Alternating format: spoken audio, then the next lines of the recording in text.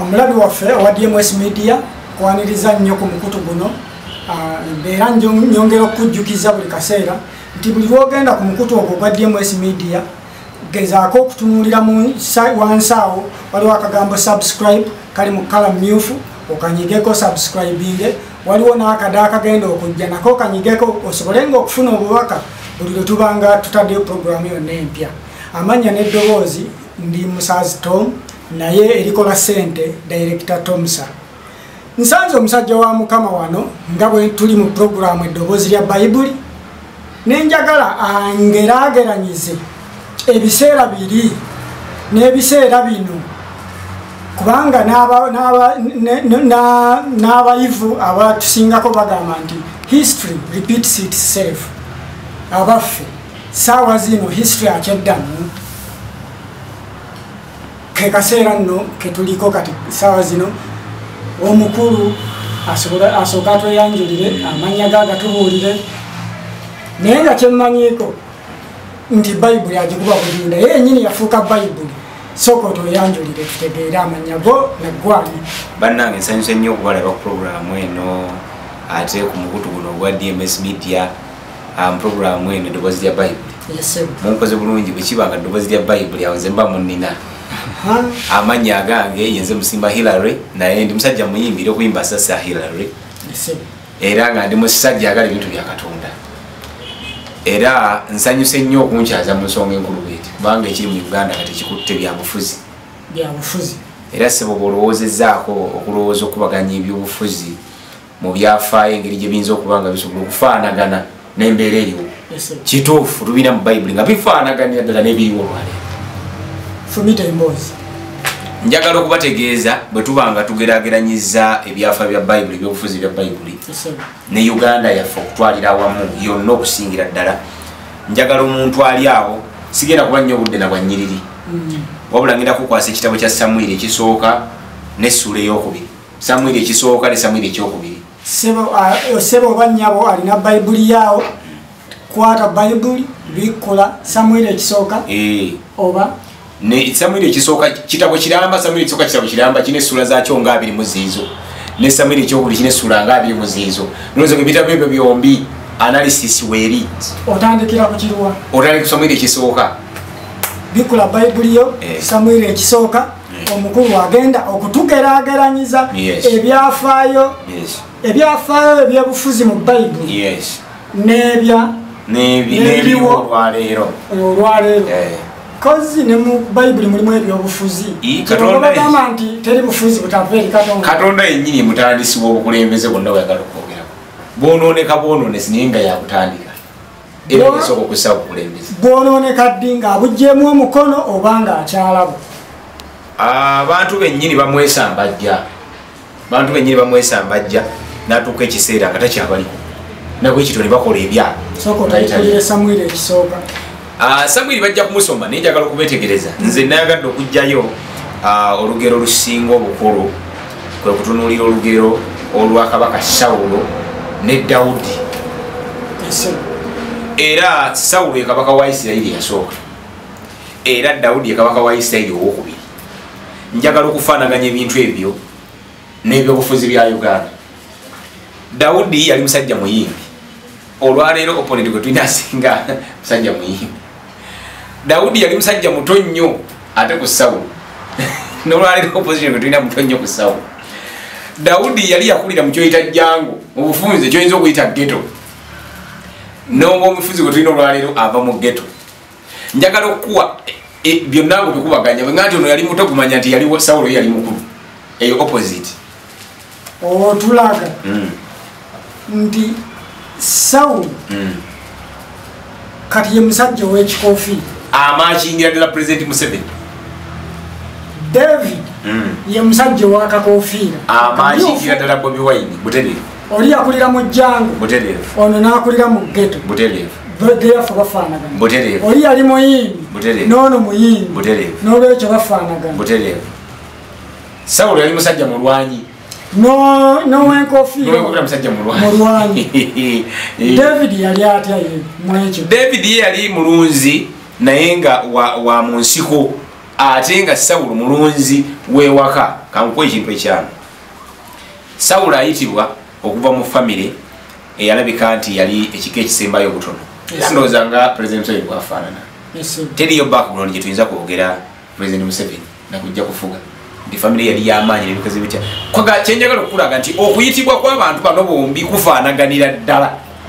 Naye olwaliro kyenjagadde okujjayo kwe kulaba ebyokuyiga kibyo tuyinza okuyigira mu bantu abo ababiri, Kabaka eyasooka n'owokubiri.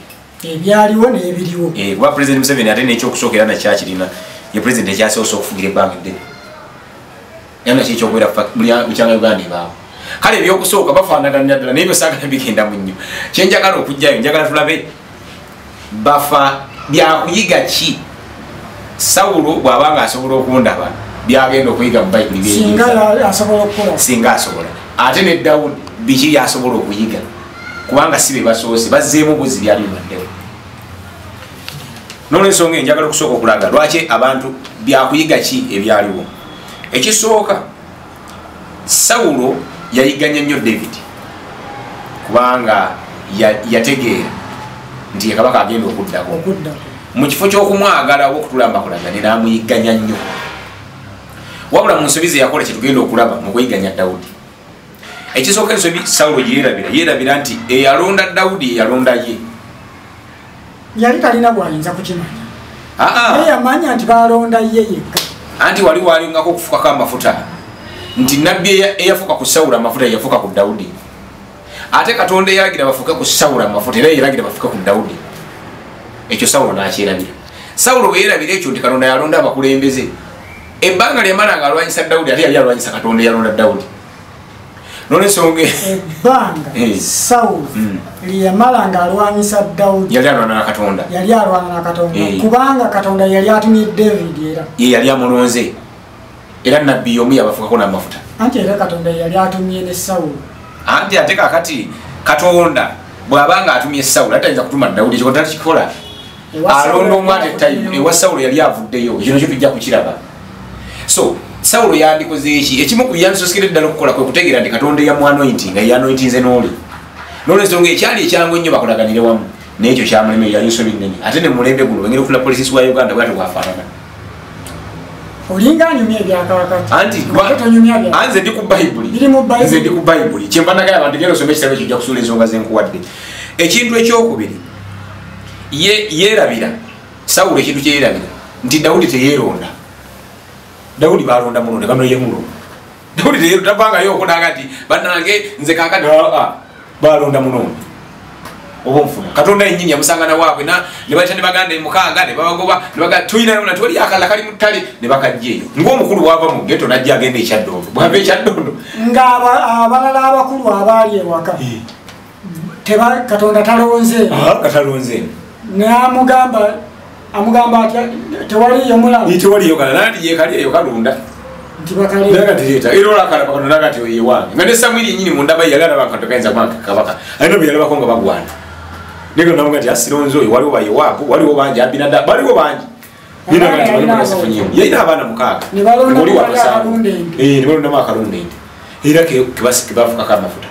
N'olwensonga Sawulo yeerabira nti nga naye bwe yafukibwako amafuta nga talina kyakoleredde ne Dawudi yafukibwako amafuta ekyandibadde okubeera beta kyandibadde ku acceptinga Dawudi ne bakolera wamu naye Sawulo ensobi yagikola. Ate n'olwaleero weekiri wano nti omuvubuka ono azze abantu bamuwagira international community emuwagira yennyini ali muvubuka muto ate ojjidde nga population yo y'abavubuka bato embeera yonna eraga ng'afukiddwako amafuta naye era Sawulo alaga nti nze sikkiriza kyakola ntya owenkofiira we yaliitidde wakakofiira nti tutule tulabe kubanga naawe ofukiddwako amafuta amugoba misiri inaadawadde atwala Katonda misiri ate ekitasoboka ye yadduka.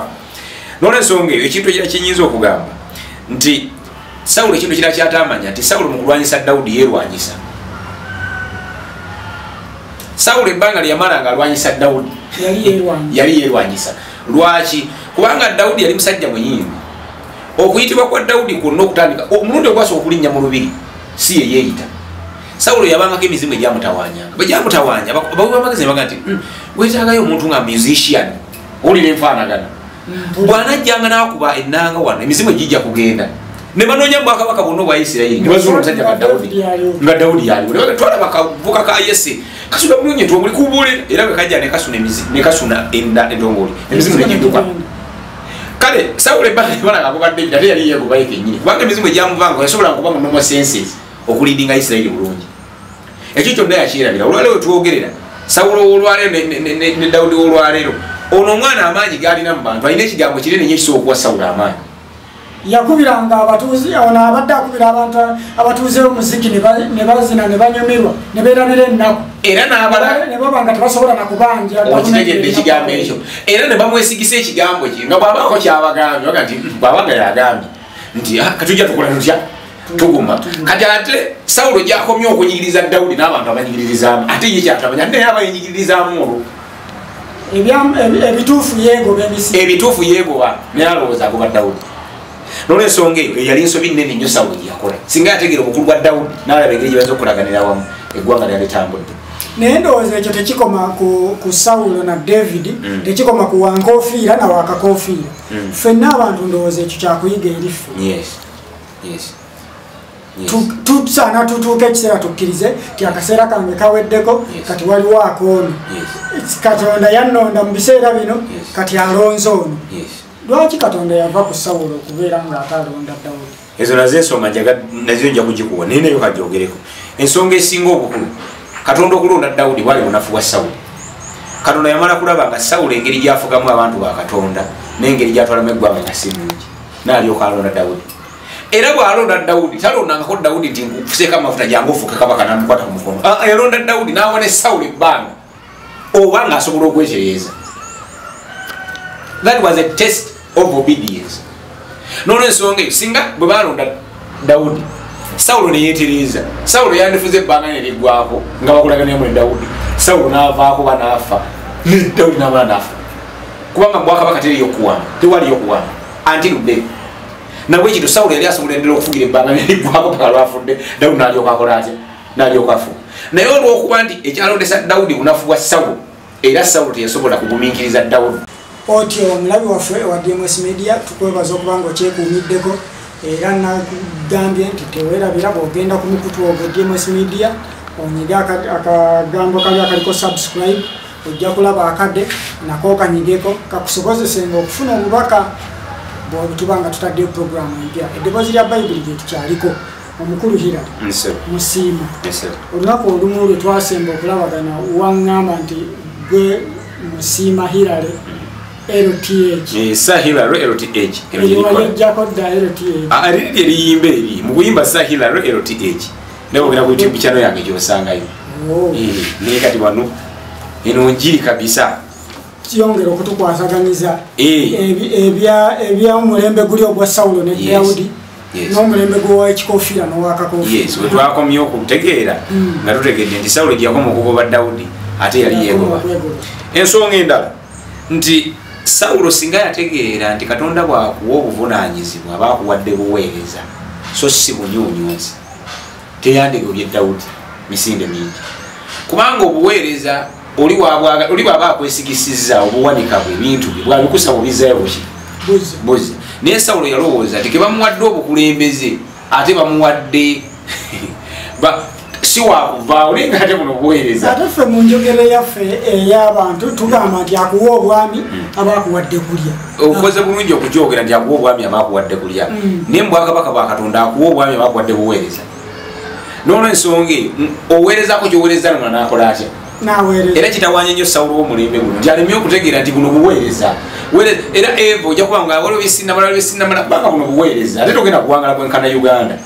N'olwensonga eyo okusinziira ku Bayibuli Sawulo yamisinga ensonga egamba nti Katonda yali amuwadde buweereza era ekiseera bwe kyatuuka nga alonze Dawudi ekyali kirina okukolebwa ekituufu kwe kulabika nti awaayo bukulembeze kyesaakugambye nti Sawulo okujja okufuuka kabaka ate ddamula bagijja mu Samwiri era Samwiri ye mulamuzi eyasembayo mu Isirayiri.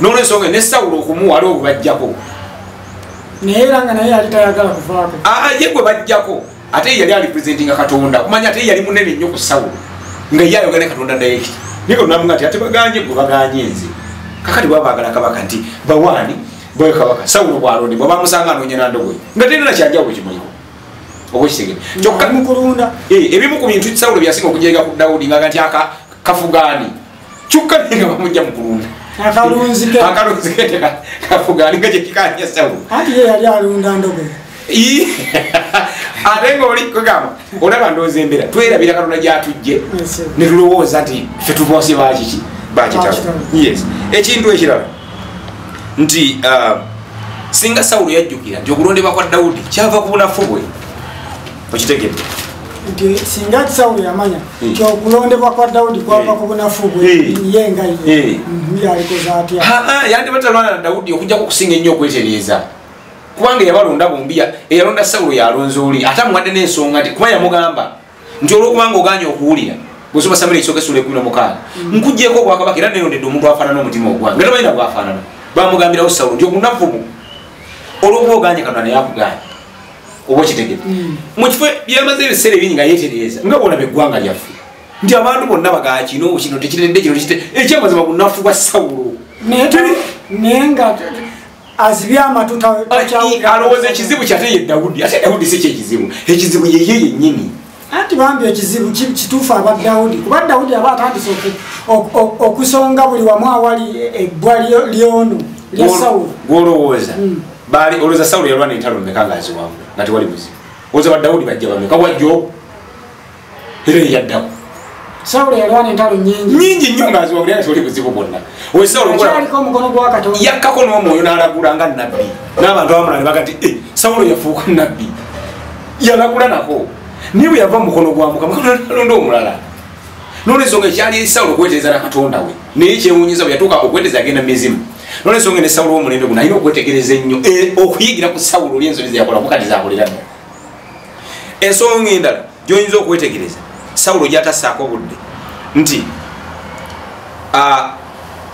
Sawulo yali akaayana nnyo ekyasinga okumumalako emirembe ekimu ku byasinga okumumalako emirembe bingi naye ekirala ekyamumalako emirembe kwe kuba nti Katonda yali talonze mutabani we Yonasaani Sawulo yalina mutabani we gweyagadde ku ntebe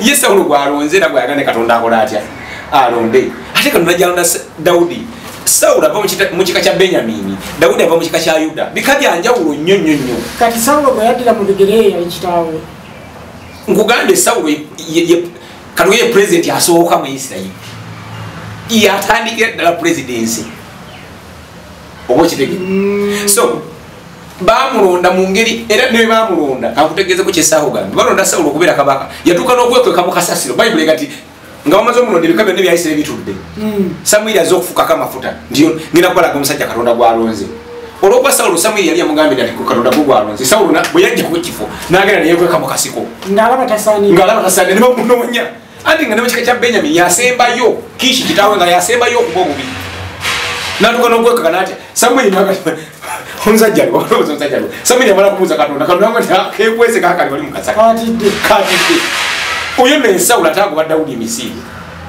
inga ate bafaanaganira ddala enzija gye bajja nakugambye nti ebyafaayo byeddamu muzize nnyo ya Bayibuli siri byamufuzi byammwe nnyo ya Bayibuli kati owenkofiira emmyufu okusinziira naye gyazzaava paka kati watuuse kitegeeza bannayuganda bwebagamba nti is God sent nabo tebaba bakyamu tebaba bakyamu tebaba bakyamu kubanga obubonero bwonna obulaga okufukibwako amafuta njagala okutegeezaako abantu abasitula Dawudi teyali Sawulo yadde ekintu kyate era baali bantu nga boolaba wano people power abantu abasitula Dawudi okumufulabanga baali bantu era bamala okuba Goliath abantu ne bajja nga bayimba ennyimba Bayibuli egamba nti abantu nga bagamba nti Sawulo assa akakumi ke ate Dawudi assa obukumi n'obukumi bantu nga Dawudi tannabagambalako nti abangeza essa obukumi n'obukumi ng'ate yagato people power Dawudi yakuba Goliath nga tanafukibwako mafuta nga yafukibwako dda naye nga tali ku byakabaka kubanga kabaka alina kumala kufa oba okitegedde nga akyali eri mu nteeze n'okujja okuba Goliath tebangako omusirikale yajja aleese emmere aleetedde baganda be emmere ng'ono bwe yali omuyimbi naye ati neesimbyewo ekyaddo nga n'ebisanja bali banne ab'ekyaddo ono bamaze okuyita bimaze na kuva mu kkooti nti akalukadde bwe nalekaga nti ye nabekangole ki era ne Dawudi asanga Goliath alemye ennaku abo abamulwanyisa bamulwanyisizza ng'alemye ennaku ana yali amweŋŋanze bonna badugamuveeyo nzonogenda kumweŋŋanga okitegedde akabuga akatomya akakumira mukana ndoza ne Goliath yaseka busese era Bible ekulaga bulungi nti n'akasekerera oba okitegedde ne Sawulo yennyini yakasekerera kubanga yatuuka nokka ku byambalo binaga nti mvubuka nga bwomalidde okuluma omusajja ako ku byambalo byobwakabaka oyambala Sawulo yali atidde Goliath ennaku ana nga yeekwesa ate yali asinga obuwanvu mu biseera ebyo Goliath Sawulo mu Isirayiri olutalo lwali luteekeddwako nga lugamba nti basalawo nti kati tudda mu kulwana mawanga namawanga buli omwana n'omusajja atya omu omwisirayiri bwankuba temutu wangu nze bwe mukuba tuba wangu omusajja atya Sawulo mu Isirayiri nga yasingayo obuwangu era mu bantu abali bateeberezebwa kubanga balina okwenganga omusajja ono Goliath ate yali Sawulo programu eno mukama anatuwa ekisa ndikuwulira Goliath ate wa politikisi wamuwa naye njagala okugamba nti okay Sawulo yagaana okukkiriza nti Katonda talonze Jonasaani wabula alonze Dawudi biranga boolaba Sawulo olwaleero ekintu ekirala nti Sawulo yamisinga ensonga enkulu ennyo nti Katonda yali atraininze Dawudi mu training ey'amaanyi nnyo esinga ye yeyitamu Katonda yatraininga Dawudi mu training times 2 Sawulo gye yalina nga n'olwekyo nti Sawulo buli kyagezaako Dawudi akibuuka era wona asoma ekitabo ekyo mutegeeza gwalaba DMS Media ojja kwewuunya emirundi gyonna gyeyagala okumutta yamulema kubanga yali double trained than Saul. Lwaki Sawulo yali alondanga ndobweka domestically in training ezino kwatako tugende Dawudi yabeeranga mu nsiko ng'alwana nampologoma alwana namalubu ng'owakakofiira bwe yabeeranga mu ggeto ng'abeera mu ggeto atwana kunonya kikomando oba okitegedde gwe n'olowooza nti kano ka Dawudi ate kayiirawa wano wamma kikiwukamu bannange kikiwukamu ono alina omuliro aliwo alina omuliro ow'enkofiira alina omuliro kulimo hati mbuuza ate ono talina mbuuza era ne Dawudi bw'ate bwe yali Sawulo yalina amagye ga Isirayiri yonna nga ame chief of command nga Dawudi agulina ate omuliro oyagala guliwo ebiseera byeyo okubeeranga n'akasaano okubeeranga n'endogoyi okubeeranga n'amagaali g'emiriro obuze alina ssente alina obuyinza alina biki naye kyewuunyisa ate Dawudi talwanyisangako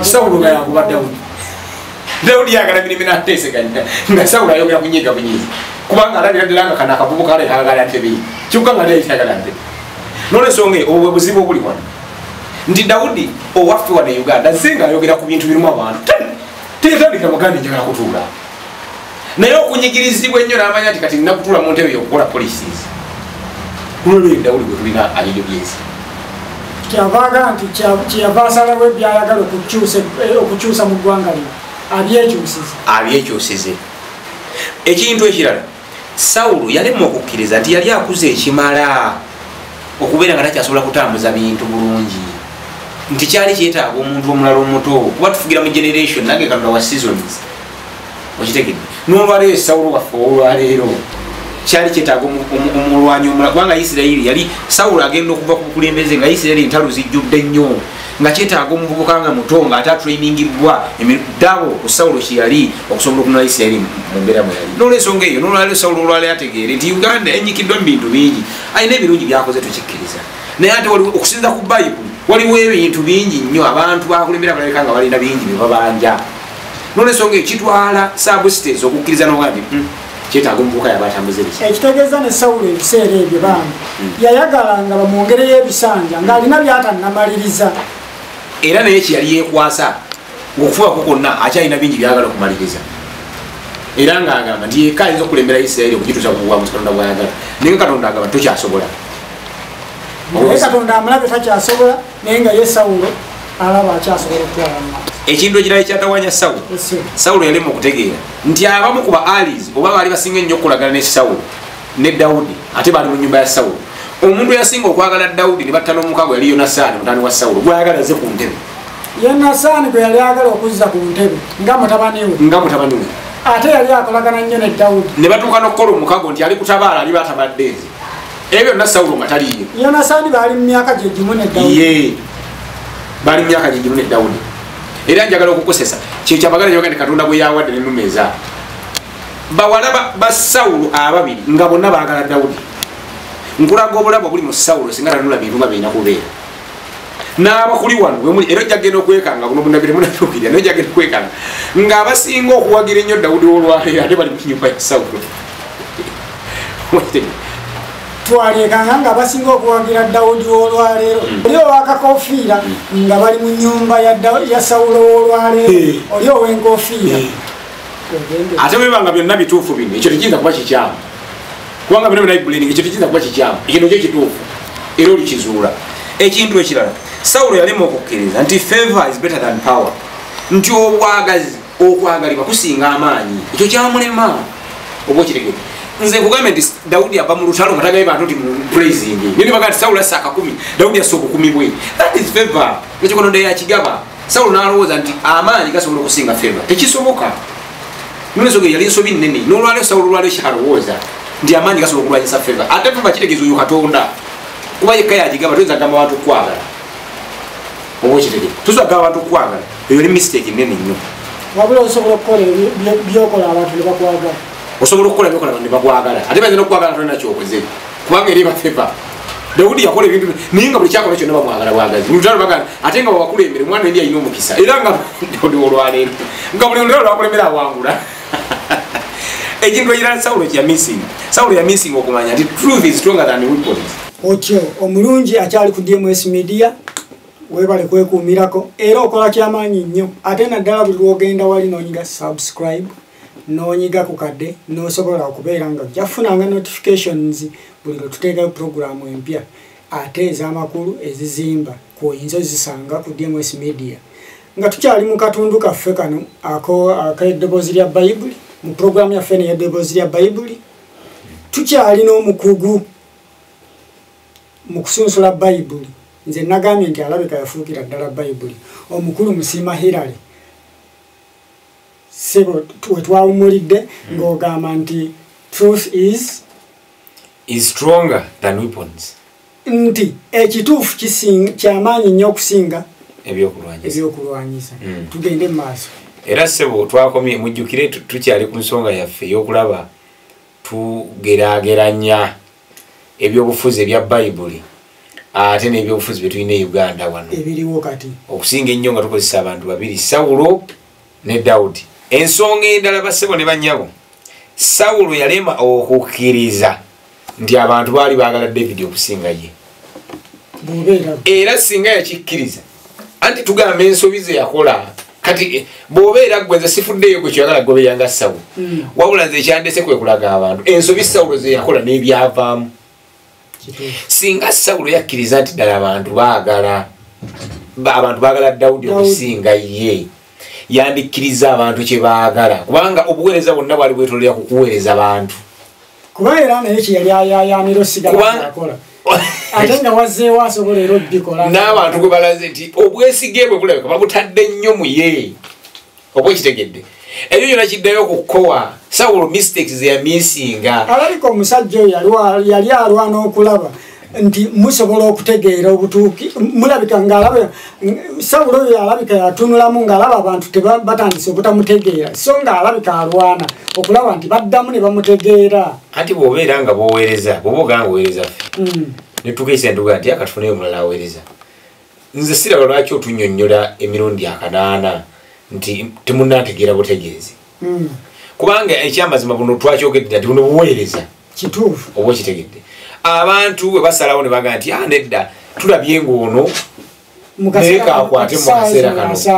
asaana Sawulo kyeyandikikkiriza n'amanya nti ekyamazima abantu bakoze eki basazeewo katugoberera abantu kye bagamba kuba ffenna twagala kusanyusa abantu kubanga otuweereza abantu otuweereza Katonda n'olwensonga eyo nsobi Sawulo gye yakola ennene ate ne Sawulo w'omulembe guno gy'akoze bwe butakkiriza gy'ali mu kkola ate ndowooza akyayongera okugikola ekintu ekirala Sawulo yalema okumanya nti okujja kwa David kaali kabonero oba gwali mukisa Katonda gwawadde Sawulo okuprovinga nti Sawulo yali ayagala Katonda n'eggwanga lye Dawudi bwajja gwali mukisa eri Sawulo okukakasa ng'ayagala Katonda ate n'eggwanga lye kubanga Katonda ye yalaga akalulu ke naga nti mpadde Dawudi n'abantu eggwanga liraga akalulu tuwadde Dawudi kati Dawudi najjanga test eddoboozi ly'abantu nelisa kimu n'erya Katonda nga ogwo mukisa eri Sawulo okukakasa nti bulijjo nze empeereza Katonda era mpeereza mmwe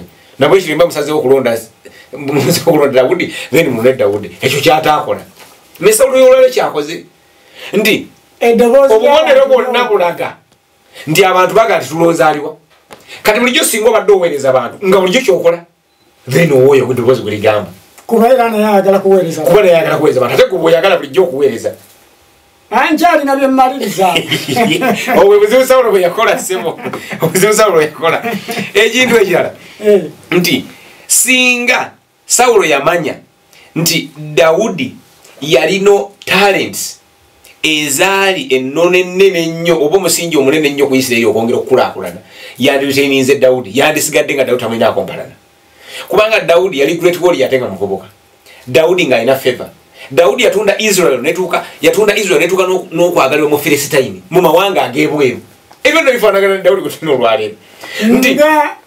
owakakofiira olwaleero bw'omukwatako ne Isirayiri beekalakaasa ne mu Amerika ekitegeeza nti Uganda eba etundiddwa olwetundiddwa kitegeeza Sawulo kye yandikoze kwe kusembeza Dawudi ono ne batunda eggwanga wamu oba kitegedde ate Sawulo ye yalwanyisanga yakomanga okulwanyisa ensonga era gikuwa ensonga era giyakola mweyo naye kanjikuwe kati giyakoma okulwanyisa Dawudi ng'atunda eggwanga n'obusobozi bwe ate Sawulo yatundiramu obunafu bwe n'okulemwa kwe Sawulo gye yakoma okulwanyisa Dawudi gye yakoma okukola kutya gye yakoma okutunda amaanyi n'obusobozi bwa Dawudi ate gye yakoma okutunda obunafu bwe n'obutasobola bwe kubanga abantu gye bakoma okulaba nti Sawulo wattima ninga ekyo ekikolera ku Dawudi ate gye bakoma okulaba nti Dawudi yagwanya ddala kuba Dawudi yasangako Sawulo emirundi 2 ng'amuli kumpi asobola omufumitifu n'atamutta n'atunda ekisa Dawudi n'ajja n'asanga Sawulo emirundi 2 nga yeebase nga n'abasigale beebase n'abatunuulira n'ajjako ne Sawulo ekikubiro kiyeteeka mu bulago n'agenda nakyo Sawulo agenda okuzuukuka Dawudi ng'ali ku lusozi eri kwayinwana yedda n'amuga nti taata olaba mukama wange oyo waabagamba nti akuuma atya natuuse etya okugjawo kino mbadde nga tikyaga nti mbaddewo ate ekyo kyembadde nsobola n'okukutta bulungi nye bwobukakafu kuba kyonjigyeko obanga nzigyeko essimu yange mu nsawo ng'ate nebaserayo n'olwensonga Sawulo ejjakoma okuyigganya Dawudi ate ejjakoma okutunda obulungi bwa Dawudi ate n'okutunda obubi bwe ekyo nno tekikoma ku Sawulo yekka oba ne Sawulo ow'emirembe giri n'owakakati oba ne Dawudi ow'emirembe giri n'owakakati kigenda mu bulamu bwaffe ffenna kaabe mukazi mujja ayinza okubonyaabonya ennyo omwana wa mujja we bwe bajjula emmere n'amutuma ku luzzi buli saa gwatuma emirimu naye obulamu bugenda okukyuka okutuuka mu maaso eyo gye tulaga nga abaana bano bakuze nga babo be watiitiibyanga ate tebamanyi kukola mirimu ate ono gwe walowoozanga nti oyigganye nga wamuyigiriza kukola mirimu kale ebyokuyiga bingi bikyajja temuvaawo ku DMS Media eddoboozi lya Bayibuli sebo ekintu ekirala singa Sawulo yakkiriza n'akkiriza Dawudi nga kabaka agenda okuddako era n'atamuyisa bubi yandibadde nga yeekoledde erinnya nga Nobomaani ng'omusajja ow'obuvunaanyizibwa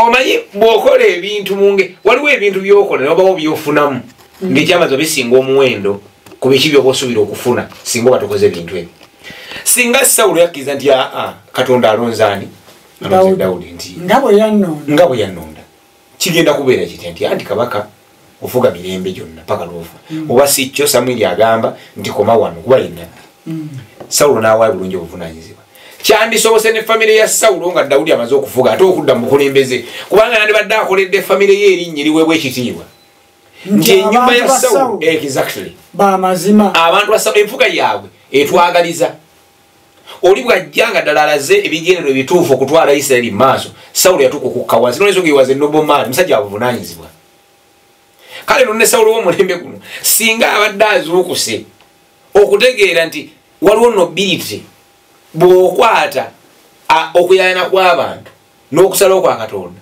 n'okuteeka mu mikono gwoyo gwasazeewo mwana wattu ekikuwunyisa owangula ekitiibwa n'okusinga gwowadde kubanga kiraga ng'oli musajja avunaanyizibwa. Dawudi w'omulembe guno yabadde alina omukutu kwali n'agamba bamubuuza ekibuuzo nti singa ofuna obuyinza omukulu omugolera ki nti nze bw'atakwata mu kalulu n'ata entebe mu ddembe nze ŋŋenda kumukuuma.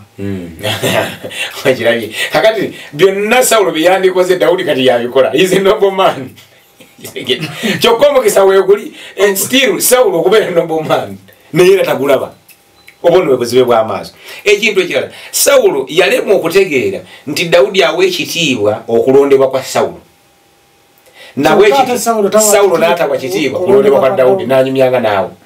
Singa Sawulo yategeera nti omwana ono nga wasizza ekitiibwa mu kulondebwa kwange nange ŋŋwana okussa ekitiibwa mu kulondebwa kwe era sitiru kyandiyambye Sawulo okulaga nti ddala mukulembeze mutuufu yalondebwa Katonda. Sawulo gye yakoma okulaga nti awakanya okulondebwa kwa Dawudi gye yakoma okulaga teyalondebwa bulungi okulondebwa kwe tekwali kutuufu.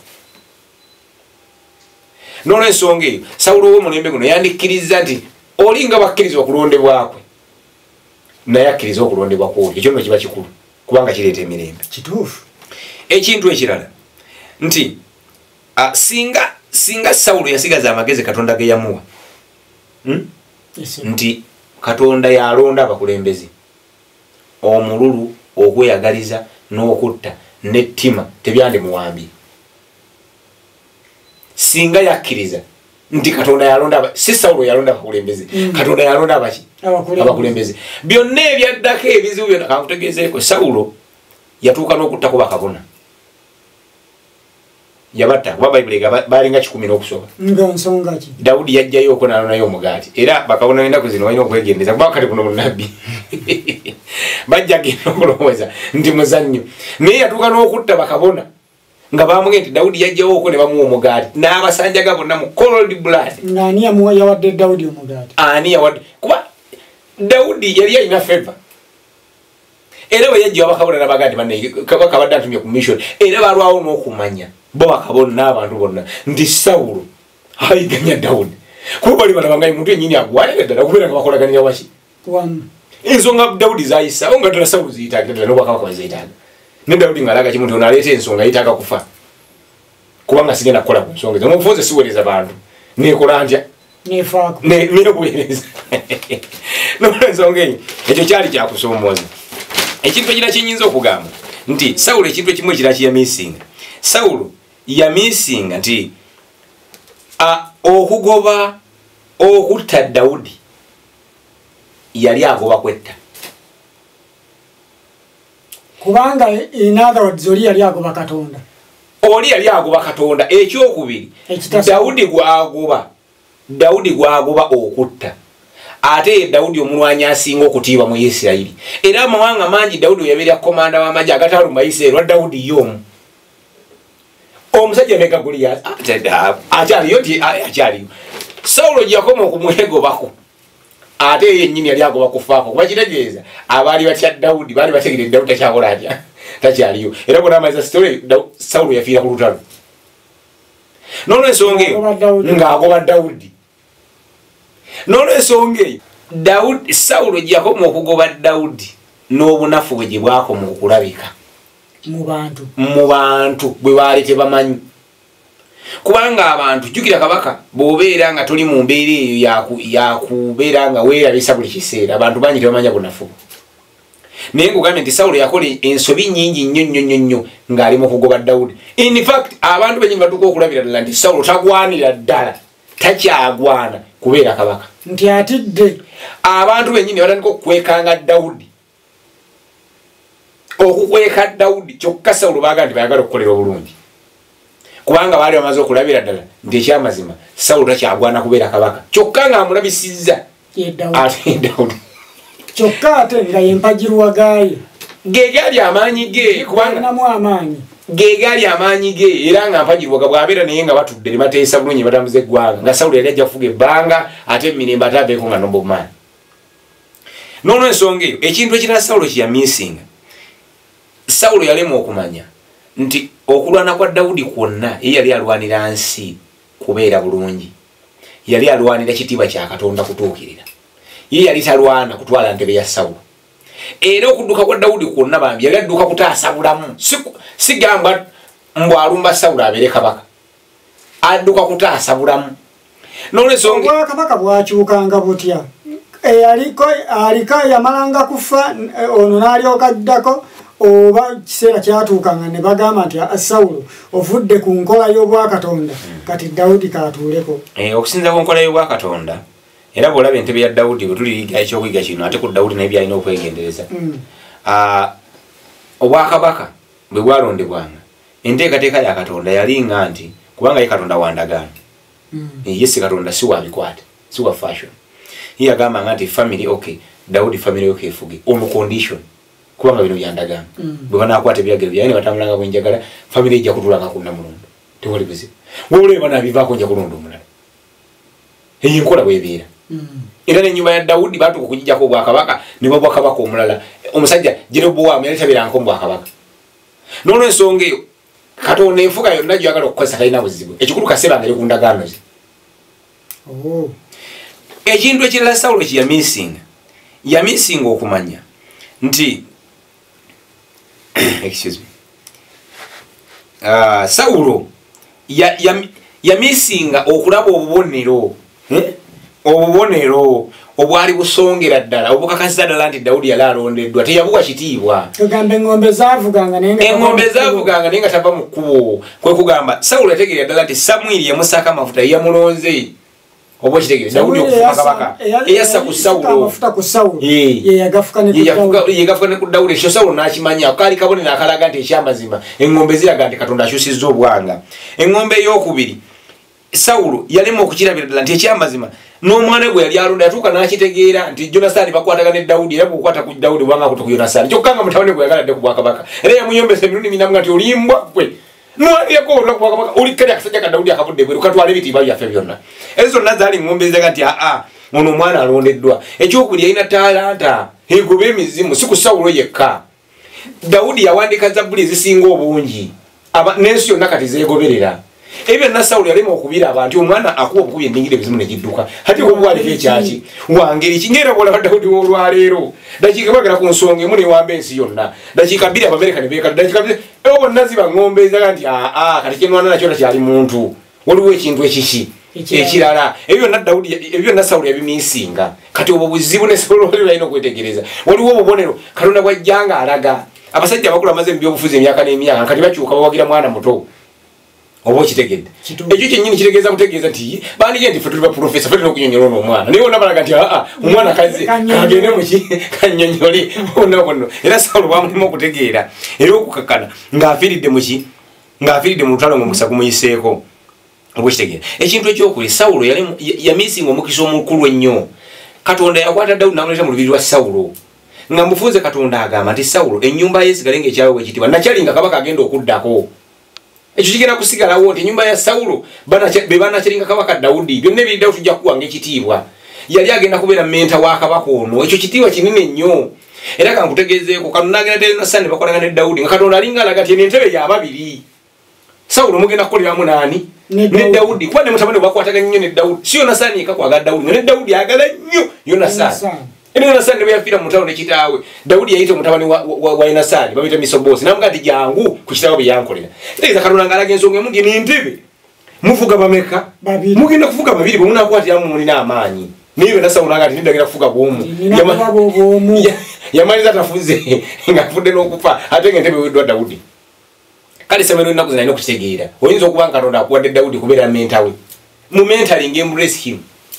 Ogenda kufuna ekisingawo ku lw'empimi mujja gitulanko babiri. Mulage ekkubo, mulage awali obuzibu, mulage awali ebirungi n'engeri y'okukwatamu ebintu. Entebe mugenda gitulangako babiri lubeerera. Ojjagera n'okwewunya nga ewa Dawudi bw'avaako ng'owa Sawulo yadda. Wa Dawudi bw'avaako wa Sawulo yadda. Kate nga tebakumplaininga wamukolera waki? Ekyo kiganye mu ggwanga lino.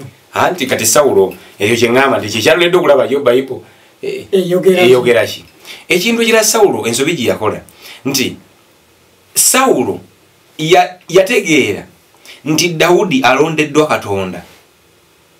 Era nga Dawudi alondeddwa kino ekiseera kirondeddwa Dawudi okufuga naye n'agaana okukikkiriza kubanga ye Sawulo yali alwanira famire ye si ggwanga nga Isirayiri yali alwanira famire ye si ggwanga newankubadde Katonda agenda okufuga eggwanga alonze Dawudi naye nze sirwanira ggwanga nze nwanira famire yange wadidde ebigambo ebimu n'oyongera mu Bayibuli sikitegeera anti nagambye abantu Kofiira yagamba nti I'm not anyone's servant nti I'm just struggling for my own. I'm working for my grandchildren. Kati kankutegezeeko noyo yali akolera bulamu bwe Sawulo yakanyugirako ne Yonasaani effumu okumutta olw'okubanga Yonasaani yaganya Dawudi okutoloka. Dawudi ng'atoloka ewa Sawulo adduke muwala wa Sawulo yatolosa Dawudi. Onfuna sebo omusajja n'abaana be baali bamutyawa ebiseera nga bituuse ebiro nga bituuse ebyo byonna Katonda abiganya okubeerawo nga bonna maanyi agasika nti taata kakkano omwana ono ajje wano amaanyi gaffe galiwo nga tuli naani n'omwana ono bo baakiraba nti ono Dawudi maanyi gaffe taata leka Dawudi ajje nga taata agandi muleke Dawudi agende wa mulembe gwaffe yategeera ebyaffe nga taata agandi muleke Dawudi agende Yonasaani agandi taata tokaana na ntebe eyo entebe nze Dawudi nga bwe twagala tugenda girulako bameka nti nze entebe njagala nga otuddeko otya bwomu era okukakana olw'okuba yamisinga okutegeera nti Dawudi yalina kuweereza bantu bonna ne family ye benefitinge so si kuweereza family ye ensi yonna efiirwe tekisoboka ekyo mulo omwaka wakawo tekisoboka siyinza kikakasa nti newankubadde ebyaliwo bigezezaako okufaanagana n'ebiriwo naye siyinza kisuubira wadde okiteebereza nti bayonasaani b'omulundi guno ab'omukulu Sawulo w'omulundi guno bayinza okukwatagana ne David w'ekiseera kino kakati ekyotalinza kukkiriza siyinza kifumiitiriza kisobola nze nakugambye era abantu abali babaagala ngenda kukwata ennyiriri kulunyiriri nagamba kino kisome wano nagamba kino kisome wano naye olw'obudde n'obutagala nnyo okukoyesa bantu njagadde okubalaga nti Bayibuli kigambo kya Katonda era history nga bweyogedde yeddamu buki ensi eringa erikasaako era agati mwetoloovu asobola okuba nga mutuufu ddala ekyamazima ebintu byebiki wabula bino twagadde era sibwe bala okunkyaza abantu okutegeera nti beetaaga nnyo okutegeera gye bavudde bategere we bali newa gye balaga kubanga zensobi zetuddamu zezimu ekintu era Sawulo ekimu ku bigenda okusembayo Sawulo kyeyamisinga kyali nti omulabe we yali asinga teyali Dawudi yali ye yennyini ye yennyini Sawulo yes ye yali omulabe we yes ow'obulabe yes worst enemy yali Sawulo kyokka ekyo nza Sawulo yatta bannabbi natta bakabona natta bagavana n'ayagala okutta mutabani we yennyini muwala we n'amwingiza bufumbo bw'atayagala kuba muwala we yali ayagala Dawudi n'akola ebintu bingi nnyo ng'alowooza nti baliyo ekizibu naye ng'ekyamazima ekizibu ekyali si ekituufu ennyo yali ye kennyini n'olwensonga eyo Sawulo olwala kimukakatako okusooka okumanya omulaba omutuufu ye kennyini si Dawudi.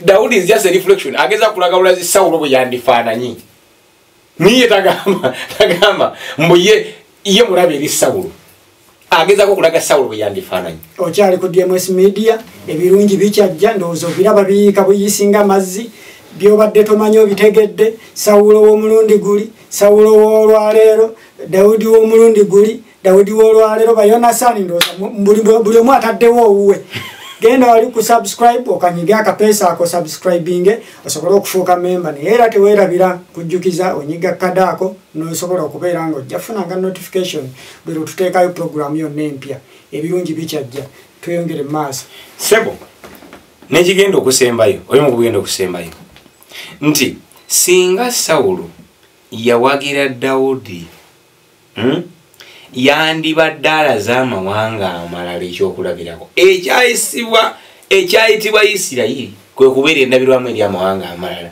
ku Katonda bw'afaanana n'enjawulo gy'alina eri bakatonda bye baalina. Singa Sawulo yawagira Dawudi kyali kigenda kulaga amawanga amalala nti lino eggwanga ddonde era lya njawulo. Ogwo omukisa yagunyaga ku Katonda amawanga kuba kasita yagaana ekigambo kya Katonda abala tebayinza kukikkiriza. Olaba naawe okigamba. Olaba gwe kennyini gwe yalonda.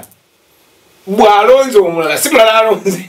Yakulonda yennyini alonze omulala. Noga nti oyo sobola kukigenderako. Kitegeeza ojeemedde Katonda direct.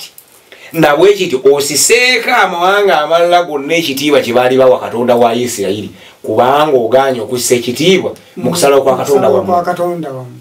N'olw'ensonga eyo Sawulo olwaleero bw'oba ogamba nti tutunda demokulaasiya oba onfuna ng'amawanga amalala gawaakinga oba ontegedde geetegereza kye mugamba.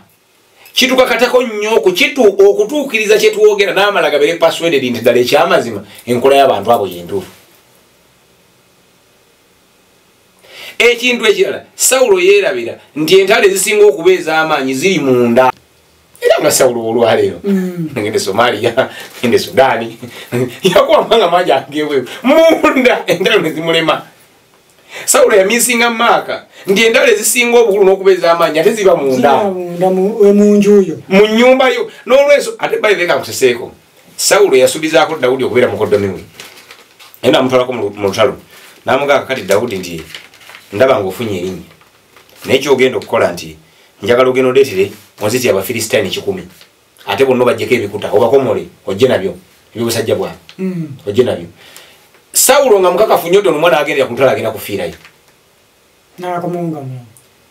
Yaleeta 2 bwe baatunga 10 baamutuma 10 n'aleeta 200 ng'ate mulamu ate nga mugende koobireeta bwoti nga nkuwa omwana wange omuwase naye nga yali amanyi afuuke mukoddomi ng'era ddyo eddiiru yakimanyi nti otasobola kugenda Bafiristayini nadda. N'aleeta 2 n'omuwala Sawulo n'amukyanganya ng'era bw'olaba tojja kulaba bingi ebyokukyanganya oluvannyuma lw'okusuubiza kubanga era nga bona nti olajja kusuubiza nti atugende mu kalulu tukubagane nti anaasinga anaakola atya. Nolowooza nti nja mukubirayo okukakana nga ngenda gindi kwogerako nabalonzi bange nti olagawa kubanga amanyidde ddala bulungi nti bw'anaagenda eyo emirava binaabizibu. Ate ye Sawulo waali yalowooza nti bw'anaagenda tajja kudda. Onalowooza nti bw'atagenda ate lwafunamu. Naye ekyamazima bwe yanonese n'agenda ate olwo lwafunamu Sawulo. Wabula olwamusiba okutagenda ate lwafiirwa. Oli Sawulo yakoma okutuma oli okgenda mu ntalo. Jjukira bw'atumanga ajjeno mu ntalo abantu baabuuzanga Dawudi aliddawa. Nti Dawudi bamutumye mu ntalo. Agenda okuva nti bagambye nti kabaka yagambye aleete ebikuta amumona. Agenda okudda ng'ayise 12 amona ne gatambula ensi yonna. Nti ate Dawudi mubeeko entalo zaalana Sawulo tazirwananga nawo. Yagenze Bafiristayini n'aleeta ebikuta 10. Kankutegeezeeko omuntu ng'ayitiddwa Katonda. Dawudi yagendako mu Bafiristayini abalaba baali basinga okubeera Abayisirayiri Abafiristayini yagendayoko nga yatadda ne Goliyaasi nno era nga bamanyi Dawudi. Naye kabaka alolwamula naga nti Dawudi kozze nti mpozi bw'obudda saidi enze sina buzibu ne bamuwa obutuuze mu Bufiristayini n'abeerayo ebbanga. Era Sawulo olutalo kwe yafiira ku Gilbowa ku lusozi olwo Dawudi yali abeera Firistayini. Era Dawudi ava mu Bafiristayini n'abaga nti ku lutalo nga bagenda kulwana ne Sawulo kwafiira ne mutabani we Yonasaani n'abaga nange muzikize ngende ndwane ne Sawulo kuba nkoze ebibi bingi naye nga Dawudi yali alimba kubanga yali asanye ekitiibwa mu kulondebwa kwa Sawulo. Era nga Dawudi kyeyali ayagala bwatuuka kulutalo abeefuli Abafiristayini nina buli bakigwamu twala Dawudi omulwanyi nnyo w'amaanyi gwadde omwesiga naye fe tetumwesiga bw'atuuka yo n'atwefuulira tetugenda okugwa mu muzibu ne baleka Dawudi Firistayini Sawulo wafiira ku lutalo. Sawulo bakyala mutta Abafiristayini bennyini Dawudi abaali bamusuza Dawudi gyeyali abeera kuba yali ayagala ajje nabo nga yeefudde magala kulwanyisa Sawulo ate amala abeefuulire nina bwe ne bamukyukira kubanga Dawudi omutima gwe gwali ku ggwanga lye. Omutima gwe tegwali ku bitiibwa yadde obuyinza yadde okwegulumiza wabula gwali kulaba nga Isirayiri egenda mu maaso. Era ne bwe yabeeranga Efiristayini yagendanga n'alimba Abafiristayini nti ngenze okulumba ngenze kuba Isirayiri balumba tufune ekyokulya. Bwe yagendanga atya kuba Abafiristayini ng'ayisibye okookolo n'abakuba n'abambako ebintu nadda naga nti nakubiba Isirayiri kubanga omutima gwe gwonna gwali mu ggwanga lye gwali gufa ku ggwanga lye. Y'ensonga olwaleero ne Dawudi w'olwaleero bw'ova gy'ovudde n'oga nti tuyingira ekisinde ngaga nti kola otya yingira kubanga omutima gwe teguli ku kulwana tekuli kubitibwa na buyinza wabula guli kuolowooza tulowooza ki tugenda wa bodduka n'ogenda nga ganti yagenze bw'okoma nga ganti komawo ogenda nga ganti ogenze bw'okoma nga gakomyewo kubanga omutima gwe gufudde nnyo ku ggwanga era ssebo wensabira okutegeeza abantu nti Dawudi yetumuwadde ekiyandikoze singa okitegedde singa Sawulo yali akoze bw'ati kakati omundi gwe lunadda tugenda okugamba ate ye Sawulo okusomoozebwa kwe kwaliriddawa era biki Dawudi w'omulembe guno biki byalina okwegendereza ennyo bw'abanga neetaaga omunsobi Dawudi lizi yaggwamu kuba nazo zaaliwo. Omulabi ali ku DMS Media obiwulidde ebigambo biva mu Bayibuli ng'ate tubikwasaganya n'obulamu bwaffe obuliwo ensangi zino. Tetuli ku ggwanga Uganda kyokka naye obulamu bukwata obuteeke mu ggwanga lyo. Manya abaluulira Oluganda batono beera bali mu Uganda mujja kutusonyiwa naye bw'ofuna akuvuunulira eyo mukwano gwo obwo obulamu bukwata obuteeke mu ggwanga lyo oba Sudan oba Kenya oba Tanzania oba wa osobola okufunako ekyokuyiga oba mu makaago kubanga obubaka tebuli ku nsi ng'ensi kyokka wabula buli mu bulamu bwaffe obwa bulijjo ffenna gye tuli. Ofunyemu ekyokuyiga ofunyemu ekyokusomesa abalala genda maaso bwotyo naye teweerabira kunyiga kadde kali kagambo kali subscribe ofuuke memba ate onyige n'akadde kali osobole nga okufuna obubaka buli lwe tuba tutaddeyo programu yonna empya. Amannya nze Musaazi Tom nagambye erikola ssente Director Tomsa eyeetaaga vidiyo ennungi eyeetaaga buli kimu kwegamba ekikwatagana audio production and video production kwatagana naffe ku DMS Media.